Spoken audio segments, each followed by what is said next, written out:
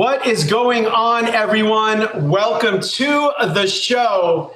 It is Cocktail Hour with Elijah Craig Bourbon. We are celebrating Old Fashioned Week. It's been incredibly exciting all week long, and today we are about to get into it, hang out with some amazing people, mix some amazing drinks, eat some delicious food, tell some great stories, and it's going to be all on behalf of a great cause. We're going to get that into that in a second, but I did want to reintroduce myself. I'm Richard Blais, and the only reason I'm reintroducing myself is because I've done a lot of these live stream events. I'm in so many people's living room or kitchen or bar or, kids' room that you now call an office, and I'll get to the end of a show and someone will be like, dude, thank you so much for that recipe. Thank you for spending time. That was amazing. I just want to let you know, my family also loves your work on Modern Family. So I just want to let you, I'm Richard Blais, and to be clear, these are the things that are happening in my celebrity chef world. I did do a show yesterday, and at the end, someone said it was a burger show, which works great with bourbon and old fashions as well. And at the end, someone said, I love that. I love the recipe. Thank you so much. And this was really endearing to me. They were like, I just want to let you know, you have no idea what you meant to me in college. I cried my eyes out when you won American Idol. And listen, I will take compliments wherever I get it. I'm not offended. People get reality show contestants mixed up all the time, watching Big Brother and Below Deck, Real Housewives of Potomac, whatever it is. I'm not offended by that. But I did think it was funny that someone watched me cook a burger and make an old fashioned, and the whole time thought that I was Clay Aiken. And probably was like, this is what happens. You win American Idol and you run for Congress, and the next thing you know, you're cooking burgers in your backyard. I'm Richard Blais. This is Old Fashioned Week, and today we're going to have a lot of fun. And besides having fun, we're going to do the right thing. This is for a good cause, because tonight we are working on behalf of the Restaurant Workers Community Foundation. And what you need to do tonight, besides just kick back and have a good time, is help us do the right thing. There is a donation button to the right, and Elijah Craig has been kind enough that they are going to match dollar for dollar up to $100,000 of donations today. So this is going to go out for all of the people in the restaurant and bar community on behalf of Restaurant Workers Community Foundation. And also, we're going to talk about it later in the show, but we're also Elijah Craig is going to donate $5 for every photo that they receive. So what you want to do is you want to go follow at Elijah Craig on social media, at the Instagram, use the hashtag Old Fashioned Week, and put a picture up of a cocktail that you made, an old fashioned that you made. Maybe it's a bartender, a mixologist, maybe it's just a selfie, and that's going to be a $5 donation every time someone puts up a picture. So we are doing the right thing today. We're going to have a lot of fun. Also, this needs to be engaging, even though it's virtual, which is a tough thing sometimes. So what I'd like you to do is, besides have a good time, also drop questions in the chat room. You can ask anything like, dude, what is up with the hair and what's the recipe? I mean, it is equal parts duck fat and liquid nitrogen, but that's for another show at another day. If you have questions, drop them in the chat room. We are going to be doing a Q&A later in the show. But enough about that. Let's get right into our event. And it is Old Fashioned Week, so it is time that we make some old fashions. And I'm going to bring on pretty much the mixologist who taught me how to make a proper old fashioned. Welcome to the show, everyone. It is Jeffrey Morgenthaler. Hey, Chef. Jeffrey, what's going on, man? How are you? How you doing, man? Welcome to my living room. I was going to say, we did not get, oh my God. I feel like we did. We coordinated. This is great. Did. I mean, what goes better with bourbon than flannel, right? You know what? That's what I was thinking. And I actually feel like I made a good choice because you were wearing the flannel. So listen, I'm a chef who dabbles in the mixology world. You're a master. Tell us a little bit about a classic textbook old fashioned. Classic textbook old fashioned. I love this drink so much. It's been on my menu for probably about the past 7 years. Back when we were at Full Tilt Boogie, we were selling 10,000 Elijah Craig Old Fashions every year. Our bartenders were making a lot of drinks, and most of them were Old Fashions.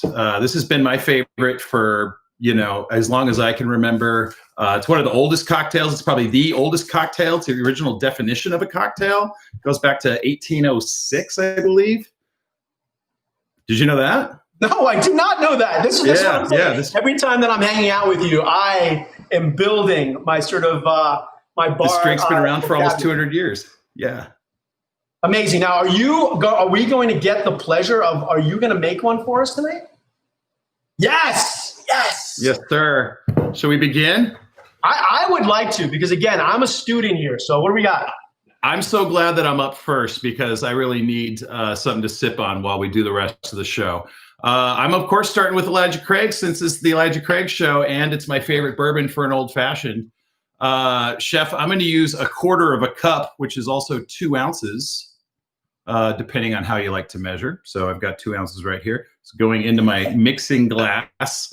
I know you caught my ice demonstration on Sunday, where we talked about how you can use a mixing glass, you can use a pint glass, you could use an old Tupperware container if you have one. Really doesn't matter what you mix this drink in. Wouldn't be an old fashioned also without bitters. I've got some Angostura bitters right here. You've got some too. Hey, all right.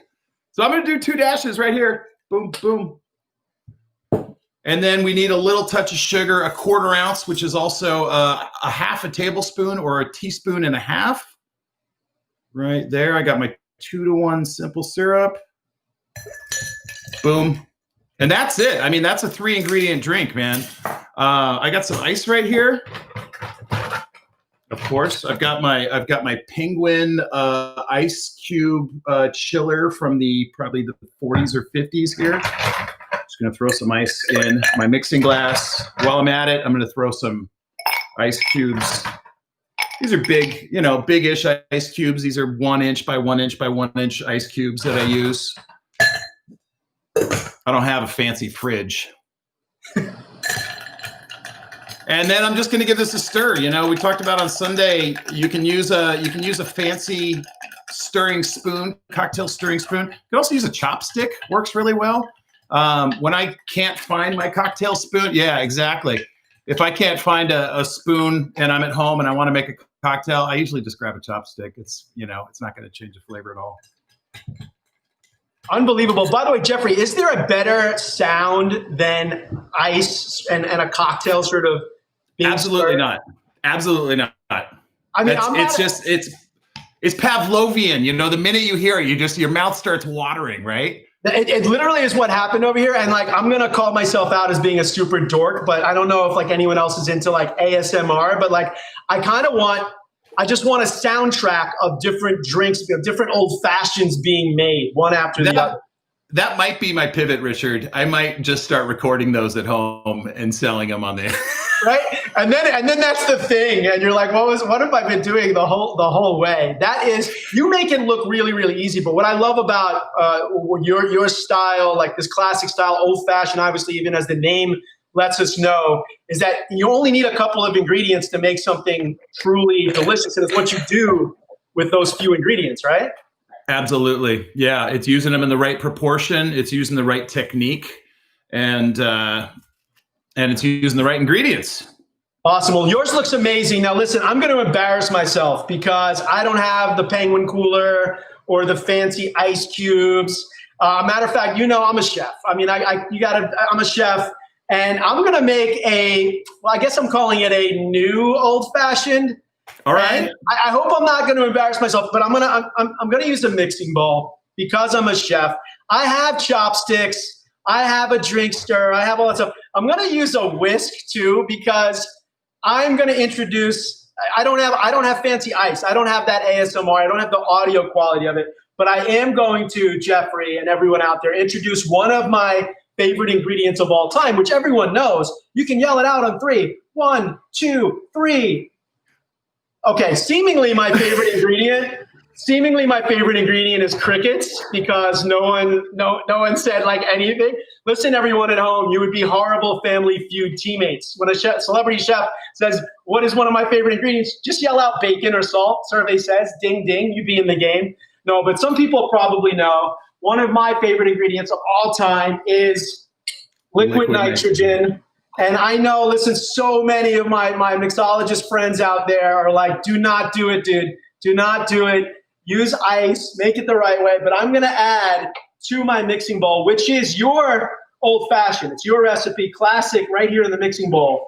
I'm going to add a little bit of liquid nitrogen.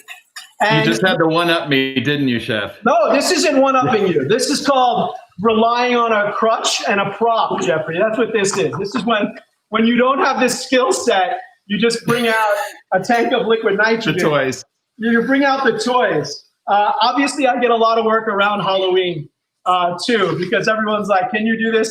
Which we should do, like the adult beverage Halloween show. That would be pretty nice. But you can see an old-fashioned witch's cauldron. There it is. In a matter of seconds, what I have done is I have created the Elijah Craig new old-fashioned sorbet. Jeffrey, you're going to serve yours in an amazing glass. I'm just going to put mine right on a spoon. I'll put one of those cherries right on top. And there we go. It's a little bit of modern mixology, perhaps. Cheers to you, Jeffrey Morgan. Cheers, Chef. You're awesome. Cheers to everyone at home. Check this out right now. To mix a great old-fashioned, put your best bourbon forward. Award-winning Elijah Craig. Warm spice and subtle smoke. The perfect balance of flavors for this classic cocktail. There's greatness within.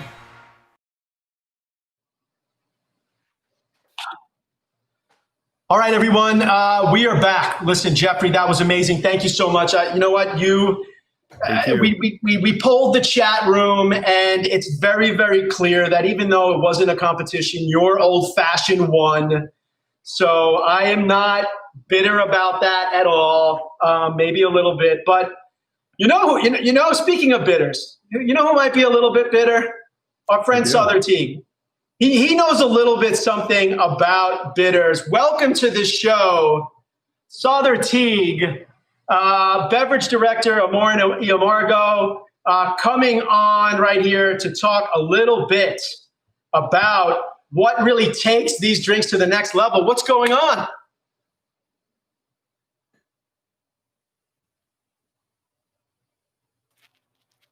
I don't think I'm up there with you yet, Chef. But there you go. Here he is. Here he is. Always making the grand entrance. Yeah. That's my style. Hey, that old fashioned looked great, man. I give me 2 spoonfuls, please. Yeah, there we go. There we go. So bitters, listen, I want to say, like, I have to admit that besides the Elijah Craig itself and the distilling and the charred barrels and all of that, to me, the other ingredient in an old fashioned that's got so much nuance and mystery is bitters. Can you break that down for someone like me who's not a master mixologist? Yeah, absolutely. Bitters are the sort of tie that binds a cocktail together. They're the seasoning for the soup that is your cocktail. And Jeffrey used the classic Angostura bitters in his very classic bourbon old-fashioned using Elijah Craig. And I just want to talk about a couple of other bitters that are a classic, a modern, and as well as one that's a little bit off the beaten path, because currently I think I have the world's largest collection of bitters, over 500 bottles, and I have nearly any flavor you can imagine. And some of them are a little bit out there, but to put it in chef's terms for you, this makes my spice cabinet just even bigger so that I can, reach for any type of bitters and create a different cocktail. Jeffrey used Angostura. I'm going to talk about Peychaud's for a second. Peychaud's, made by Antoine Amédée Peychaud in New Orleans at his coffee house that he used in the original Sazerac cocktail, one of the oldest cocktails in the world. He called his bar a coffee house because at the time women weren't allowed to go to bars, and so he got around that and had a better crowd and better sales. It's got notes of like cherry and anise, really delightful in the namesake cocktail, the Sazerac, but also delicious in an old fashioned. In fact, an old fashioned, a Sazerac is an old fashioned. It's just served in a different way with a glass rinse with chartreuse, with absinthe and no ice. A little bit more modern one. This is Dale de Graaf's Pimento bitters. Pimento is the allspice berry. So it kind of covers the ground of all spices, cinnamon, nutmeg, mace, and really is delicious in a bourbon cocktail like the old-fashioned with Elijah Craig, because some of those notes are already inherently in bourbon, which of course has spent a lot of time in a barrel, and those flavors are imparted from the barrel. I made mine tonight with, this one's 1821 is the company. They're out of Atlanta. This one's called Havana and Hyde.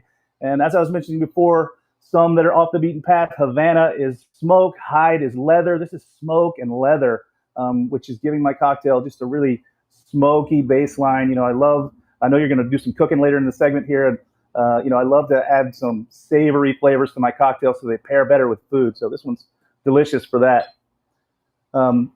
Bitters in general are added to cocktails to, like I said earlier, tie them together. They're the thing that really brings a cocktail together. And when you're dealing with a cocktail like the old fashioned, as Jeffrey mentioned, you've only got really 3 ingredients, minus the water that's inherent to the cocktail from dilution. Sugar, which you can use sugar, you can use brown sugar, turbinado. You can use things like maple syrup or molasses or beet molasses or pomegranate molasses, grenadine, ginger syrup. So your syrup can change, your sugar can change, and then of course your bitters that can change. Again, I have hundreds and hundreds and hundreds of them. So the old fashioned is completely malleable, but it's only got 3 ingredients, 3 components that so you can't really hide anywhere. And you know what that's like when you see a salad on the menu or a soup on the menu. It's got too many things in it, right? You don't get the true flavor of the dish. You're sort of hiding behind the crutches that you have available. So that's what bitters are, and that's how they're used. Yeah, I love that. So then bringing it down back to the food world, then what is the superfluous slice of radish or cucumber that you'll see on a salad and you just know someone had to put something else in a salad? Like what sort of gets you going if you see it, in a cocktail that might not, that shouldn't be there? I mean, I don't think anything shouldn't be there. I do, however, think there are things that people lean on as crutches. And we've seen a few of them come and go in the past in different liqueurs. But when we talk about cocktails like the old fashioned, it just stands the test of time. As Jeffrey mentioned, it's over 200 years old, and we haven't really gone back and messed with it too much. It's a seminal cocktail. Now, I love you're talking about the smoke and the leather. And yes, I'm going to be doing some cooking. Spoiler alert, it's going to be some beef, which I think works really, really great with those flavors. With all of the bitters that you have at your disposal in your arsenal, what are some, and I say this as a creative myself, what are some that just kind of didn't work out? Like with all the great ones that you have, what are some that were just too far out there? There are some, of course, and I keep them around as examples that I can use to show to my, my guests and my friends. I don't want to call anybody out by name, but I'll name some flavors that didn't work. And one of them, interestingly enough, is something you mentioned earlier, which, I was a chef for 12 years myself. And you're right. If you said bacon, it's probably going to be one of my favorite ingredients. There is a bacon bitters that hit the market for a while. I think they're gone. It simply didn't translate into the bitter world. It came out tasting very acrid and overly smoky, almost like liquid smoke. That one definitely wasn't good. Another culinary one that showed up on the market for a very brief moment was truffle bitters. Absolutely backfired, really didn't work. It made drinks even just the smallest amount, and you're already using bitters in literally drops. The smallest amount of truffle bitters would make overwhelmingly aromatic cocktail that didn't work. But the only way we find great success is to experiment and get out there and fall down, right? I'm certain you didn't make your best liquid nitrogen duck fat dish on day one, right?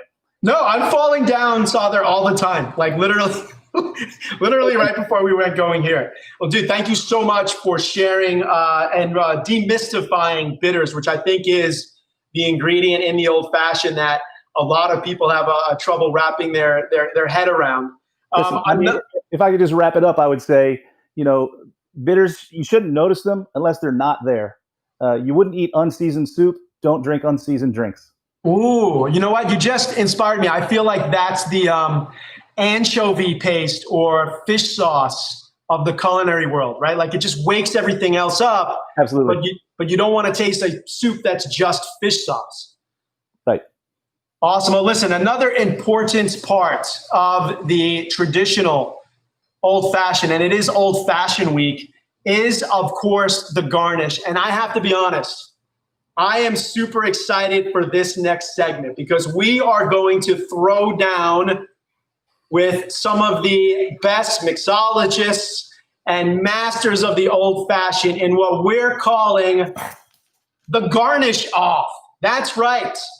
3 of my friends are going to make some of their favorite garnishes for old fashions.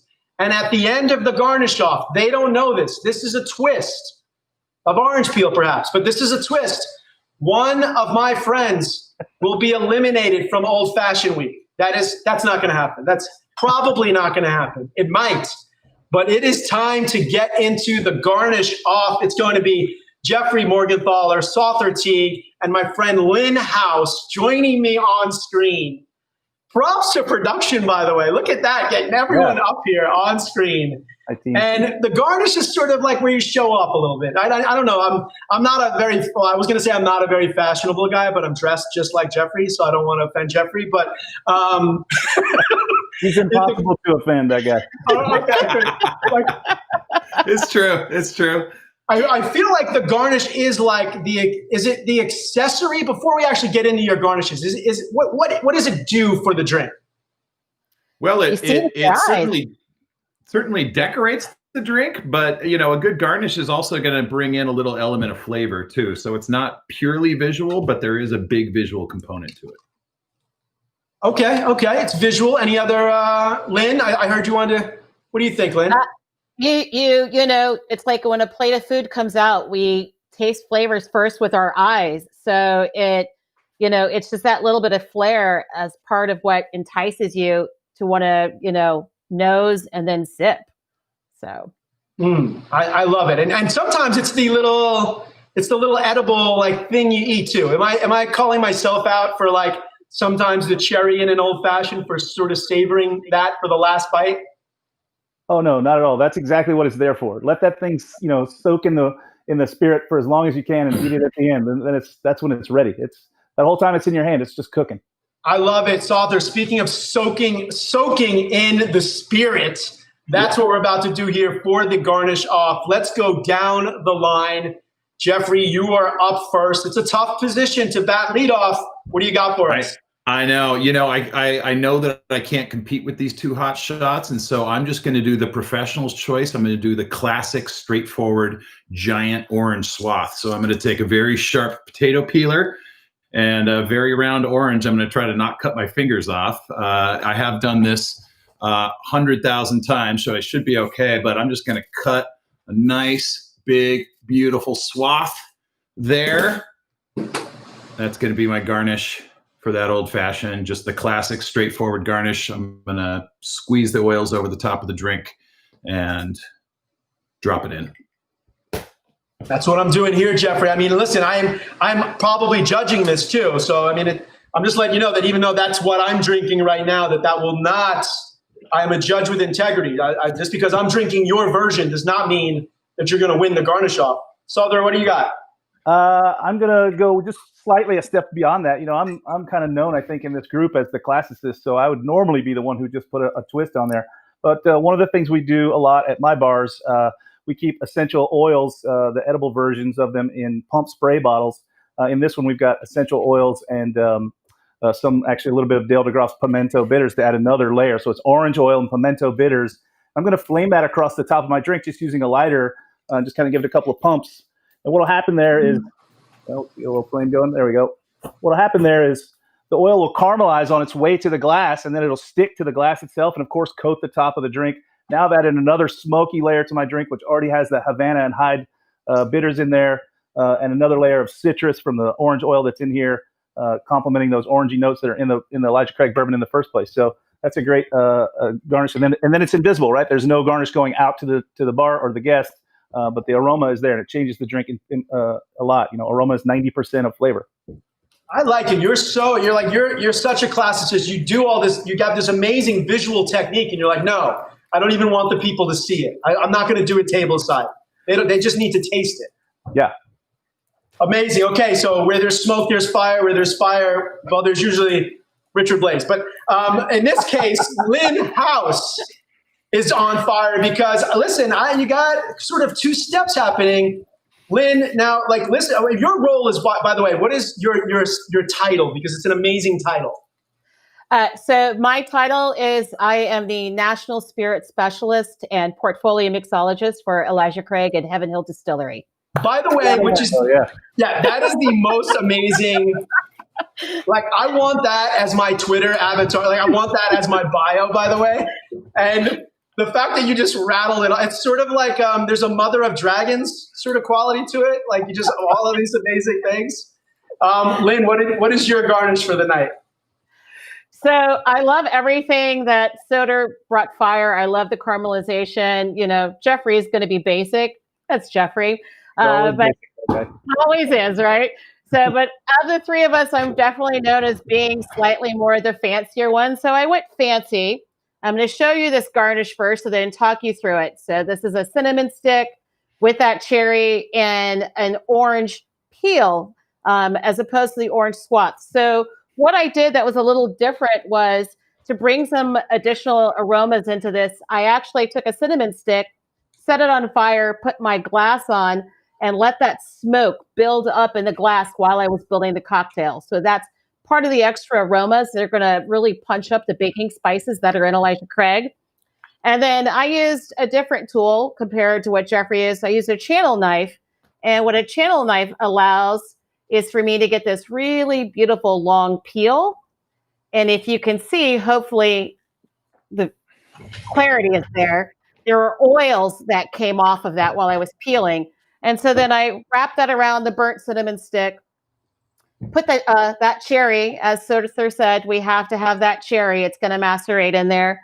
And so this allows me then to kind of put this in the cocktail, let the orange oils continue to permeate and complement and develop as well as the cocktail is developing.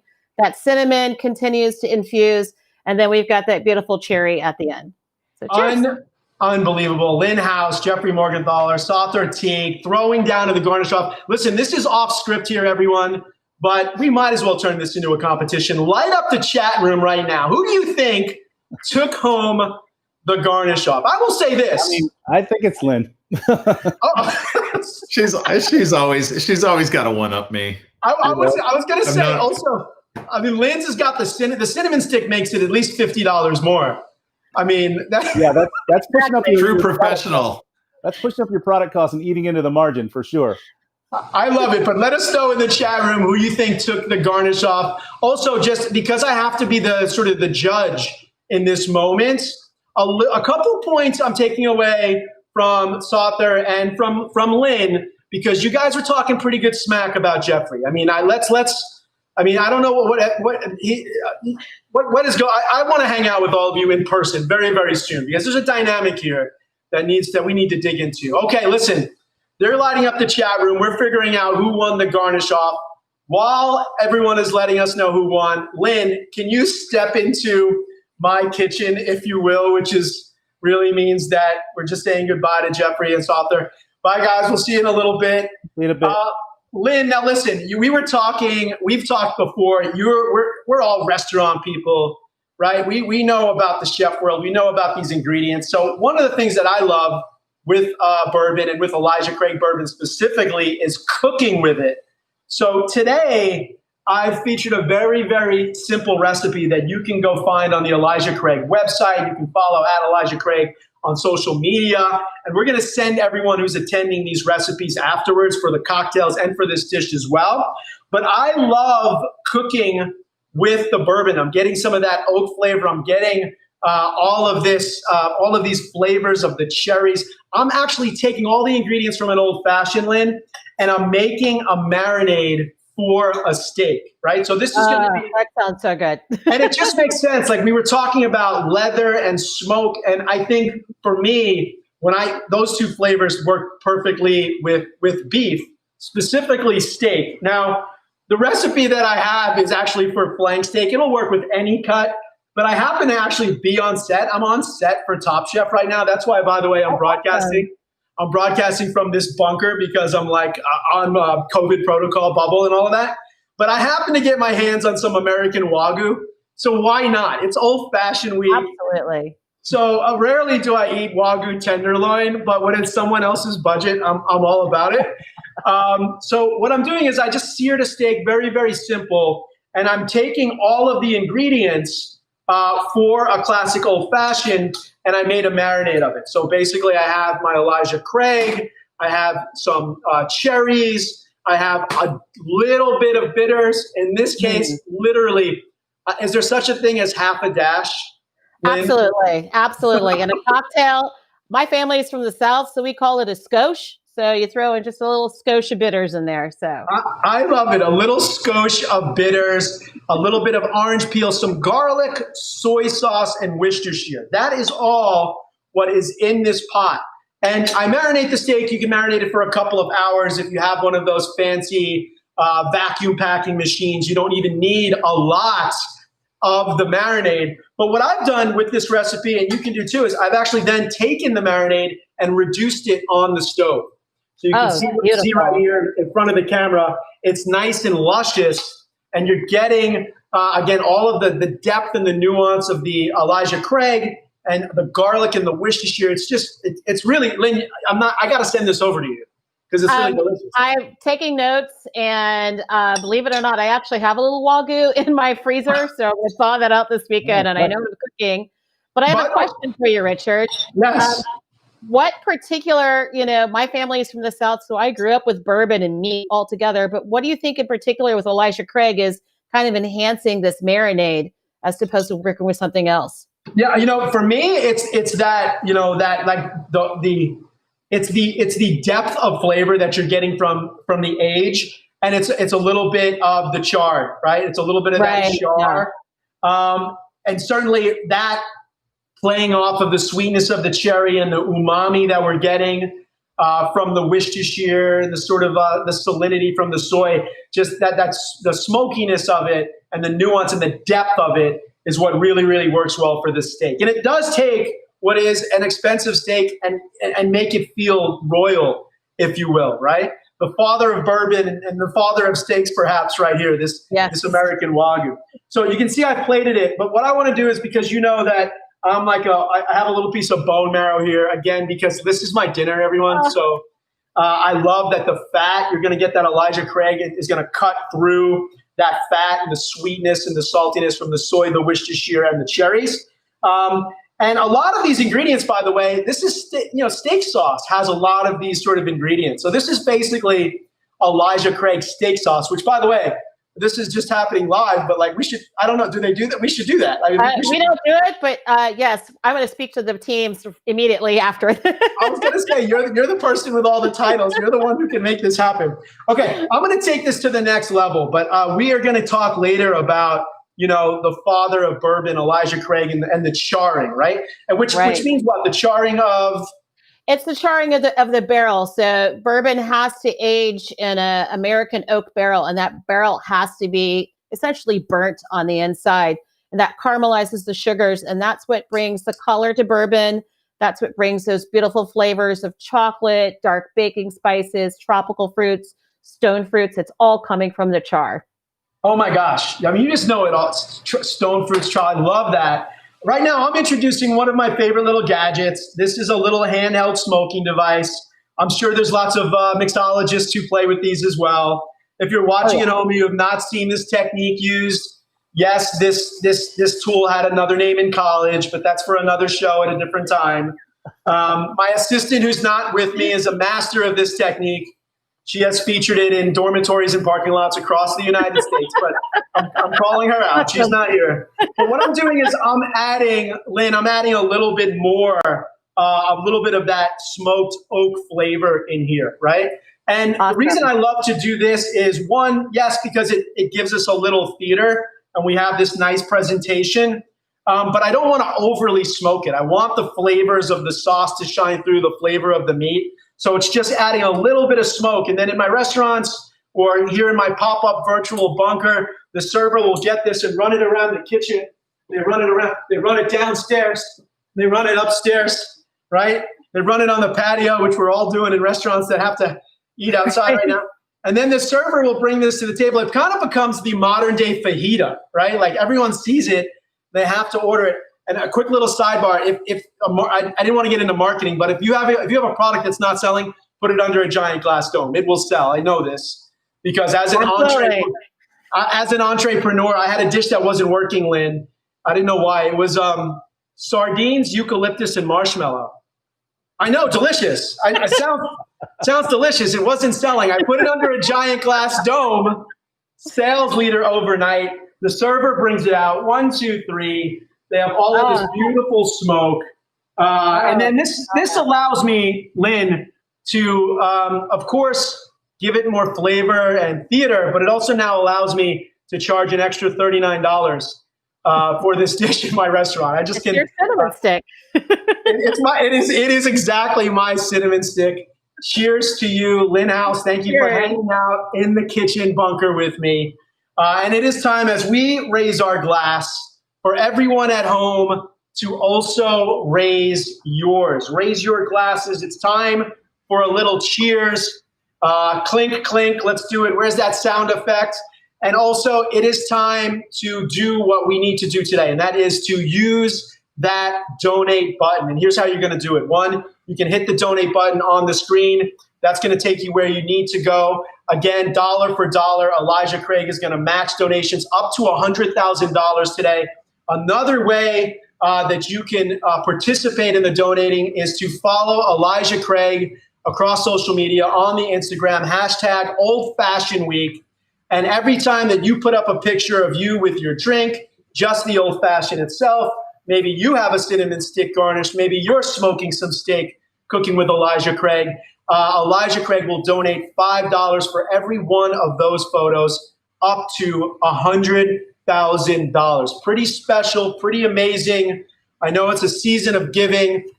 So if you are looking to help out the restaurant industry, this is one way that you can do it tonight.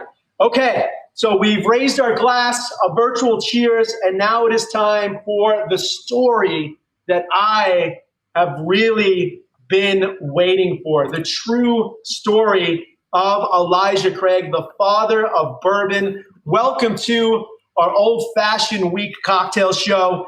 Welcome Bernie and Jack to the show. Two guys who know a little thing or two about Elijah Craig.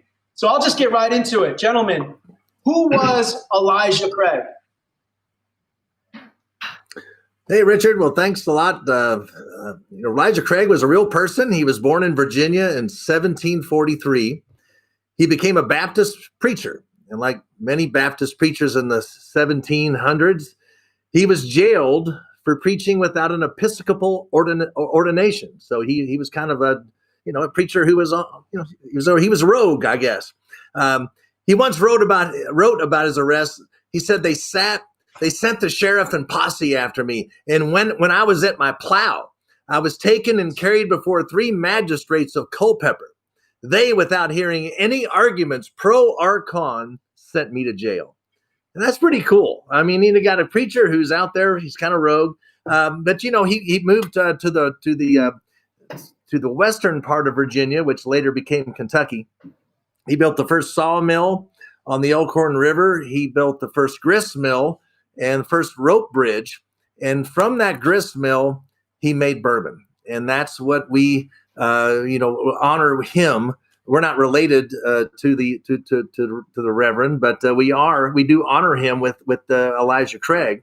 He is known as a father of bourbon because at that grist mill, he had a barn fire. Now he had some barrels stored in the barn, and Richard, I don't know what he was smoking in that barn, but it caught fire, and so it caught fire. He got the barrels put out, but they were still watertight, and he sent those barrels down the Kentucky River, the Elkhorn, the Kentucky River, into the Ohio, down the Mississippi, which made it down to New Orleans. And because of that charring of that barrel, that's the story of how the barrels first became charred. So that's why he's known as the father of bourbon, right? And I play a little bluegrass music. And so this is a great Grandpa Jones song, and he's from Niagara, Kentucky, right on the Ohio River too. And I think it's just fitting. I didn't plan on doing this, but here we go. Well, the preacher, he walked by. See what I did? He's a preacher, right? So this is actually in the song. Well, the preacher, he walked by with his head hoisted high, said his wife had come down with the flu. He said that I ought just give him a quart of that good old Mountain Dew. It's just a little snippet of music that might come later too. So there's that. I was going to say, that's like way to hook us in with the amazing stories and the amazing tunes. See what I did? See what I did? I see exactly what you did. Jack, what do you want to add on to some of these stories? Here, Bernie. I love it. I was wondering if you were going to jump in with a little tunes there. I saw your guitar sitting there. I love every time Bernie has a little chance to play. I love hearing it. I'm out in San Francisco. Thanks for having me, Richard. Welcome to my kitchen. It's that history of Elijah Craig that we at Heaven Hill love to do. One of the pillars of what we do at the distillery is outside of course making great whiskey, but really keeping alive the history and heritage of American whiskey overall. And when our president Max Shapira and our great historic master distiller Parker Beam collaborated back in the mid '80s to create this product, honoring Elijah Craig as the father of bourbon. It was really one of the first small batches created before that term really even came out and became popularized. And what we're able to do now with that product, 8 to 12-year-old barrels of whiskey that age in one of our anywhere from 50 to 60 warehouses. We have over 1.8 million barrels currently aging right now. And for this Elijah Craig small batch, cheers, by the way, I made myself an old fashioned trying to follow along with Jeffrey, Lynn, and Souther. We're pulling about 150 to 300 barrels at a time, just out of that 1.8 million barrels. So pretty unique what we're doing with those small batches. And those, like I said, those barrels age anywhere between 8 and 12 years old. Our HHD regular mash bill, 78% corn, 12% malted barley, and 10% rye. So that's where all those great flavors that Lynn was mentioning are coming from. And out there talking about our whiskeys. Well, I say out there talking about our whiskeys. I haven't done that for about 6 months, but I often get asked, Jack, what's your favorite whiskey of all the bourbons that Heaven Hill Distillery puts out? And each and every day, this Elijah Craig small batch is just whether I want to have it neat, which is probably what I'll do once we're done here, or have one of these fantastic old fashions that it makes.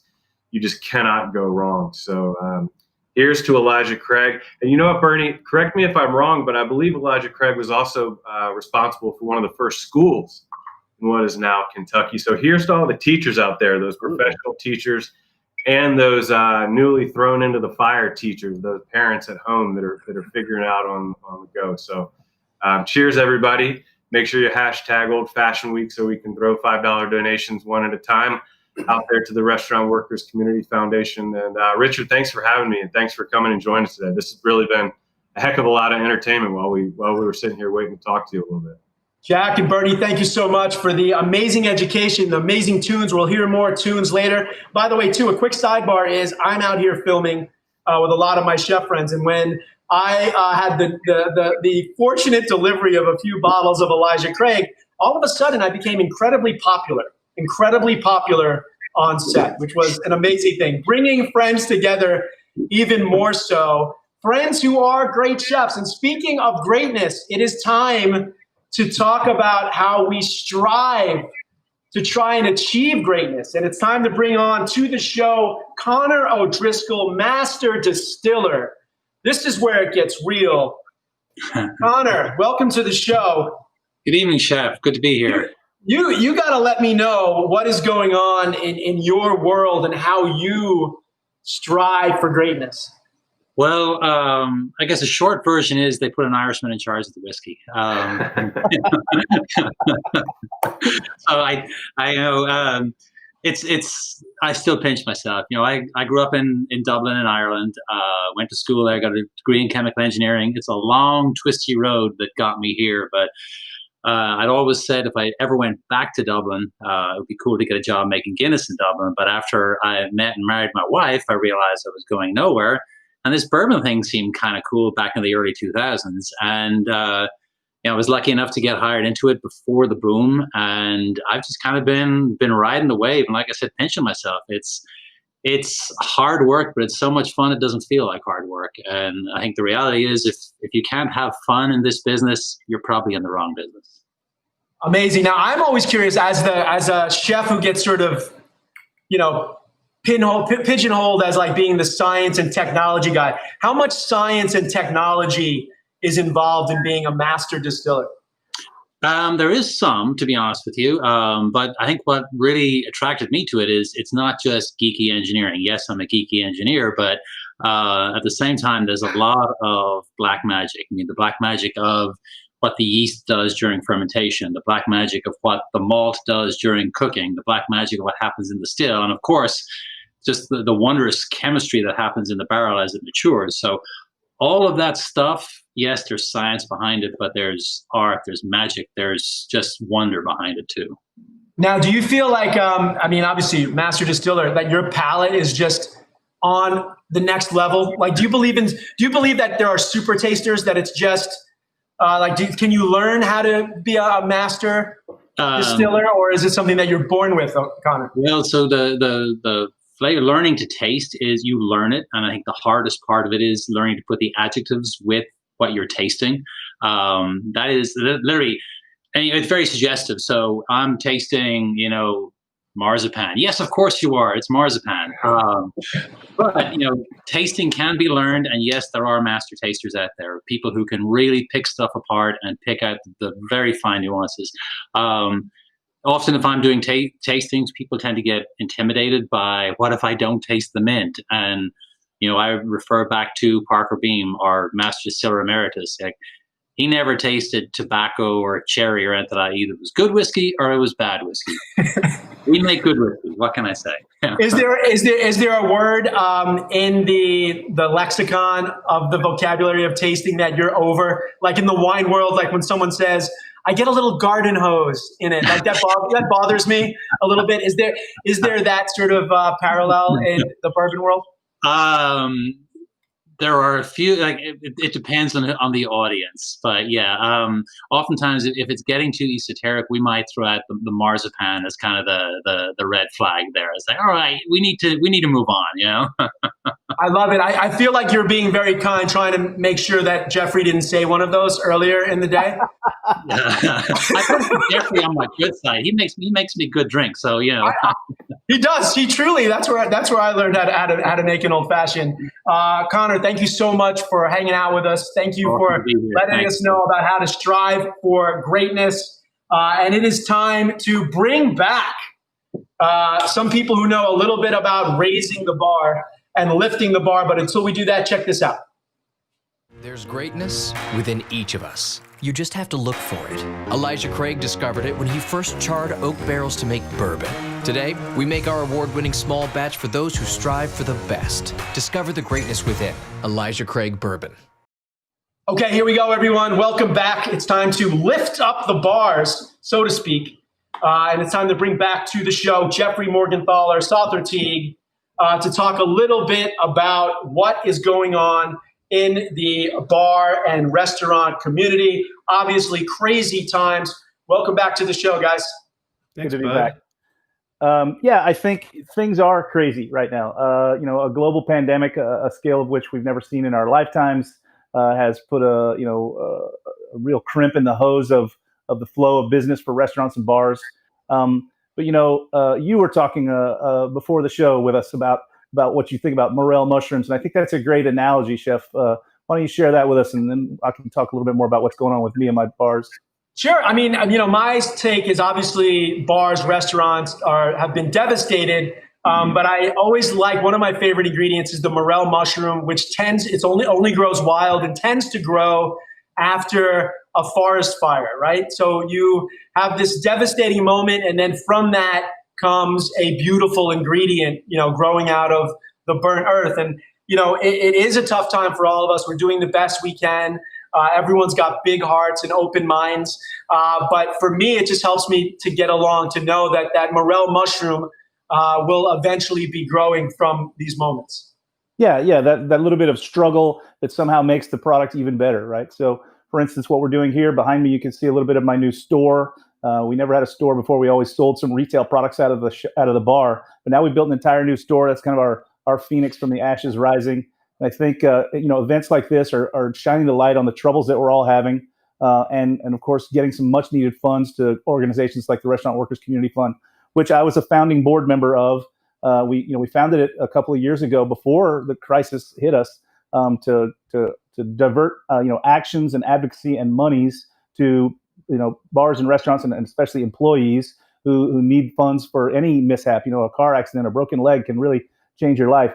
So the onset of the crisis has upped the ante And it's also turned up the dial quite a bit on the number of people who are donating and giving to the organization so that those funds can get out there. Absolutely. Everyone doing their part. You know what? I'm sure that our audience is going to have a lot of questions. So let's get into what we've all been waiting. I've been waiting for this. It's the Q&A section of our night. We've been monitoring some questions in the chat room. We'll take 3 or 4 or 5 of them. Let's see what some of our questions are. Here we go. Let me see if I can see a question up here somewhere. Ask your question. Let me see it in the chat room. What's the best bar snack to go with the old fashioned? Best bar snack. Who wants to take that one? Oh, I think it's got to be beer nuts. Old school classic beer nuts are my very favorite snack to go with an old fashioned. The way they pair like the caramel and the spice and the it just sits right next to an old fashioned perfectly. I would up the ante on that just a little bit, Jeff, and say now at Amore Amargo we're roasting nuts with Angostura bitters. We're making Angostura roasted nuts. Of course you are. I can't remember where I was, but I had peanut butter filled pretzels with an old fashioned, and that bingo rocked my world. Yeah. Bingo. I love it. How about this one, fam? Can you explain the change from the original lemon to orange? I guess they're saying that the original old fashioned maybe had lemon in it and then it went to orange. Is that right? I think the trail there is that lemons were more common and easier to come by than oranges. Oranges were a valuable thing back in those days. And then I also think that it is a more direct taste comparison. A lot of orangey, citrusy notes coming out of the bourbon itself. So I think that was an easy switch. Lots of cocktail bars put both. Again, the classicist, I go with the lemon. Got it. And I love this one. Do you muddle the garnish with the sugar or not? This is a good question because, Lynn, what do you think? So I could take this because I'm originally from Columbus, Ohio, and I grew up with the old school, super sweet, old fashioned where you muddle the orange, muddle the cherry, muddle the sugar. And if you wanted it super sweet, you threw on a splash of Sprite. So I grew up with that. I hear Jeffrey laughing in the background. He's like, you country girl. But that's how I grew up with it. And, if that's what you like, that's what you like. But really, you want to, if you're going to appreciate an old fashioned truly in its true integrity, you want to go back to that spirit, bitter, sugar, water. One thing that you can do to release a little bit of flavor is take that peel, if it's a lemon or orange, whatever you like, and muddle that. And my bar snack is beef jerky. I love it. Listen, I feel like the chef thing is, Lynn, you mentioned a couple of like beef jerky and a soft drink there. I like ranch dressing. I don't care. You like what you like, and that is okay. Who doesn't love ranch dressing? Exactly. I'm sure that Souther has a ranch bitters somewhere. I definitely do. I do. All right. This one is for Connor. Connor, what defines a small batch? Well, there is no legal definition, but for us in Elijah Craig, it's 300 barrels or fewer. And typically half of those are 8, 9, 10 years old, and the other half are 11, 12 years old. Thank you so much. Thank you, everyone, for answering all of our questions. Maybe the most fun part of the evening is about to happen. So check this out, and we'll be right back.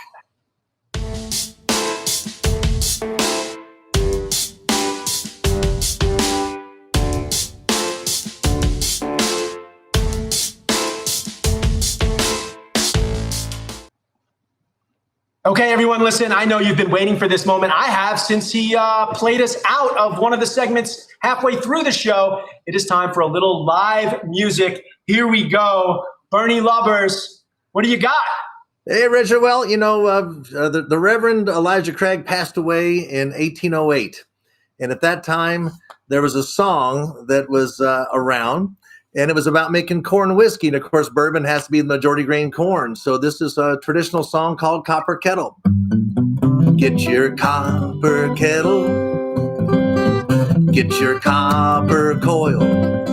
Oh, fill it new made corn mash, and never will you toil as you lay there by the junipers while the moon shines bright, watching them jugs a filling into the pale moonlight. My daddy, he made corn whiskey, my granddaddy did too. Oh, we ain't paid no whiskey tax since 1792. As you lay there by the junipers while the moon shines bright, watching them jugs a filling into the pale moonlight. Build your fire with hickory ash and oak. Oh, don't use no green or rotten wood, they'll get you by the smoke. As you lay there by the junipers while the moon shines bright, watching them jugs a filling into the pale moonlight.